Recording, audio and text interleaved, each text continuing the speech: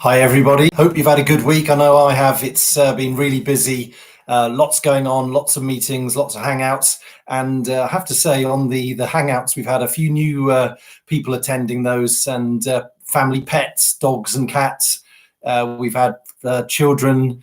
We've had arms coming behind doors, depositing drinks, and it's just been great to just to see all of that and the curiosity of the family members seeing us all working on Hangout. So please keep that continuing. It's great to see all that happening. I want to start again today by just re-emphasizing the point I made last week about the importance of you looking after yourself and your family members.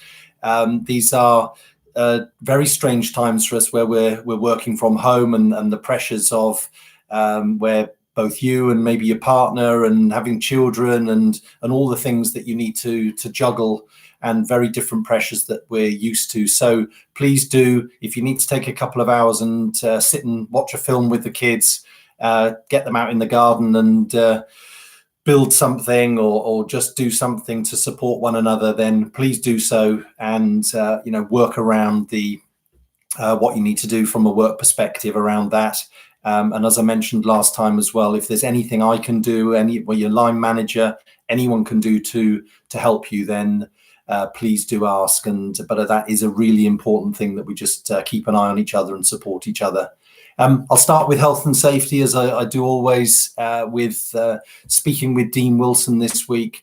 Him and his team have been doing a lot of work around the special disinfection service, and really looking at providing the capabilities now for the markets to launch that. So that's a wide variety of things that Dean and his team are looking at, ranging from the offers and the benefits of those offers, the risk assessments that the team have to complete, the standard operating procedures, how to survey and how to actually perform the treatments, the protective equipment, the PPE that our frontline colleagues need to wear, and all the training materials that go with that. So Dean and the team doing a really super job at working so fast at getting that side done. And then on the other side, he's been looking at the helping the countries with regards to being able to launch the disinfection services. And we've got two types of service. So there's the precautionary service, which is one that and Dean's been supporting. There's Turkey, Jordan, Saudi, and United Arab Emirates in being able to perform that in a precautionary measure. And then more regarding the specialist hygiene service, so going into sites where there is a suspected or even a confirmed there has been an outbreak of coronavirus. So again, working with Spain, with Germany, with France, and leveraging a lot of the things that we've done in the UK. There's a lot of preparation going on for what happens when we come out the other side of this. We're all really curious about what that's going to look like, when that's going to be, but really starting to plan for.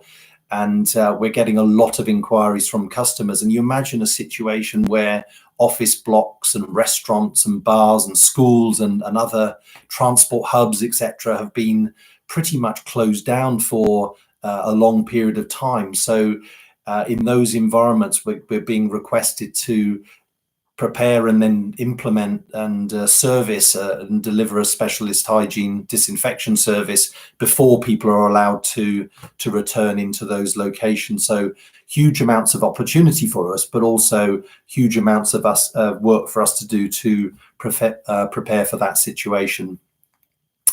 If I just go around the regions quickly, so we've had a couple of ELTs with Andy Ransom this week, and Paul Cochrane always starts in Asia, seeing as the issues started over in that part of the world to start with. And Paul was talking about conversations he's been having with Cassie and the MD in China, and really looking for the business to get back to more or less full operational service in April, which is great to see and great to hear for all of us. And in Indonesia, we're getting lots of requests again for the disinfection service. And so we are seeing, different scenarios developing in the different markets there, particularly as certain types of lockdowns have occurred.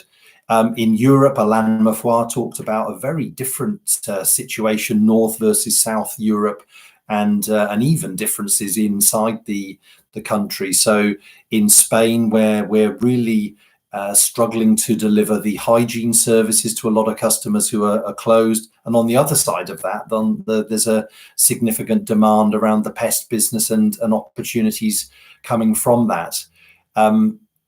Really looking at how the virus develops in these markets, but at the same time trying to do as much as we can to continue with business as usual. In the UK, Phil was talking about how we've had a letter actually from the CEO of Tesco, and you'll remember last week I was explaining to you about the importance of having this essential business to us, reinforcing that position from his perspective that we are absolutely part of that and helping Tesco to deliver the service that they're looking to do in very challenging times. And for those of you who don't know Tesco, that's a big supermarket chain store here in the UK, and under huge pressure to keep the shelves stocked and also the levels of hygiene and pest control that goes on within those sites as well. Phil also spoke about a situation with JD Wetherspoon, so a big pub chain here in the UK. Very popular with us youngsters that frequent there often, and I wish. And I've been asked for a service to remove graffiti actually from the front of one of their pubs, where some disgruntled former employees, and I emphasize the word former because they were asked to leave right at the start of this crisis, and now they've sprayed on the front of this pub what they think about JD Wetherspoon. So Phil and the team are going in there and performing this graffiti removal service. Andy and Jeremy have issued a statement out to the market, so that went out in the middle of the week. And those of you who follow the share price closely, you will have seen that initially we took quite a significant decrease in the share price, but there's been a lot of work going on, a lot of discussions with analysts, and yesterday the share price bounced back with a couple of the city establishments, institutions there giving us recognizing us as a buy opportunity and really recognizes us as a company that's going to play a big role in the recovery and the support of businesses as we start to get back to normal life. So as of this morning, the share price is around £3.80. So, coming off that £5.20, £5.30 even that we had a few weeks ago. So no doubt that will continue to move around a lot during these quite volatile times. In the IT space, I've been working very closely with the teams as we prepare for Q2. So typically we approve about £7 million worth of IT capex investment per quarter. And in Q2, I've set that limit at 2 million. So a 5 million reduction there. And that's really for us as an IT team to be able to support the financial position of the company, and just recognizing that also a lot of the things that we do where we call upon business resource to support those projects, that's going to be quite difficult over the next 2 or 3 months. So working very hard to define what exactly we can deliver as part of that 2 million. And next week, my team and I will be having meetings with the regional managing directors and teams to discuss that and look at the options, and looking to be in a position to present that to Andy Ransom and Jeremy, hopefully back end of Tuesday or Wednesday next week. These are difficult times for us, very challenging. We're working from home, we're working in different environments, but we should really look to all stick together.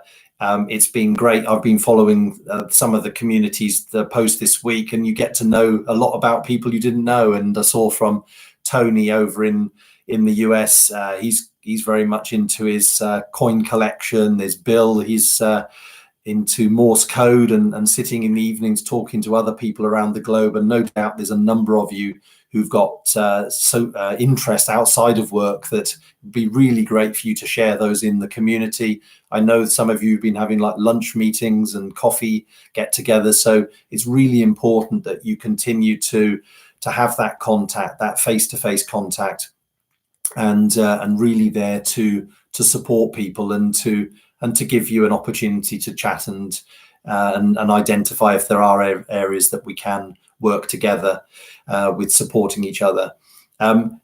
If there's anyone, I was thinking about this earlier, if there's, as we think about what the business is going to look like in the future, as we come out of this, any ideas that you may have of new services, things that, if you think about our own lives, the things that we touch, the things that we come into contact with that other people will have done, what are the sorts of things that you would think that we could potentially look at as a service? So please, again, post those things onto the communities, get your minds thinking on that. And I'm sure with over 400 people on the IT community, there's bound to be some great ideas coming through there. So finally, just like to say, so we'll be speaking to you again next week.